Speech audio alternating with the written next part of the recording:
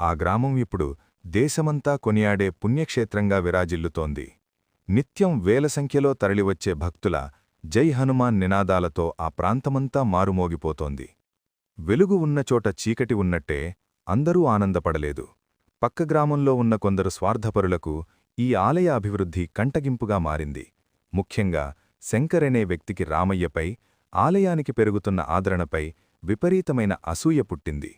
ఈ ఆలయం వల్ల మనకొచ్చే లాభం ఏమీ లేదు, ఇక్కడికి వచ్చే డబ్బంతా రామయ్యకే చేరుతోంది అని తన అనుచరులను రెచ్చగొట్టాడు. ఒక అమావాస్య నాటి అర్ధరాత్రి శంకర్ తన అనుచరులతో కలిసి ఆలయ ప్రాంగణానికి చేరుకున్నాడు.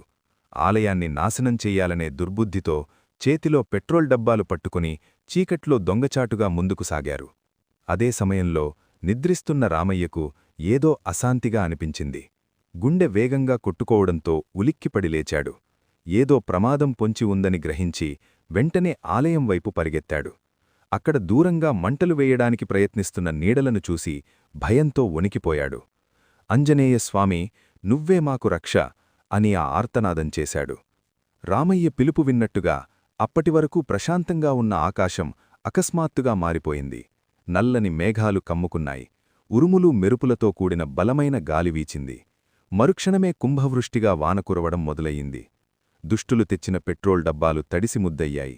వారు వెలిగించిన చిన్న అగ్ని కూడా ఆరిపోయింది. అదే క్షణంలో శంకర్కు కళ్ళుబైర్లు కమ్మే దృశ్యం కనిపించింది. ఆలయ గోపురం ముందు ఒక భారీ ఛాయాచిత్రం. వానలో తడుస్తూ నిప్పులు చెరిగే కళ్లతో ఒక ప్రచండమైన వానర రూపం వారివైపు తీక్షణంగా చూసింది. భయంతో వణికిపోయాడు. ఇది మనుషుల ఆట కాదు, దేవుడి మహిమ అని అరుస్తూ అక్కడి నుండి ప్రాణాలు అరచేతిలో పెట్టుకొని పారిపోయారు. మరుసటి రోజు తమ తప్పును తెలుసుకొని స్వయంగా పోలీస్ స్టేషన్కు వెళ్లి లొంగిపోయారు. ఆ అద్భుతాన్ని చూసిన గ్రామస్థులందరూ హనుమంతుని రక్షణ కవచం గురించి గొప్పగా చెప్పుకున్నారు. ఆ రాత్రి రామయ్య కలలో మళ్లీ స్వామి దర్శనమిచ్చాడు. నీ నిశ్చలమైన భక్తి, ధైర్యమే ఈ క్షేత్రానికి అసలైన రక్ష. ఎప్పటికీ అధర్మం ముందు తలవంచకు అని దీవించాడు. మరిన్ని అద్భుతమైన ఆధ్యాత్మిక మరియు స్ఫూర్తిదాయకమైన వీడియోల కోసం మా ఎస్వీఎం షార్ట్ స్టూడియో ఛానల్ని సబ్స్క్రైబ్ చేసుకోండి.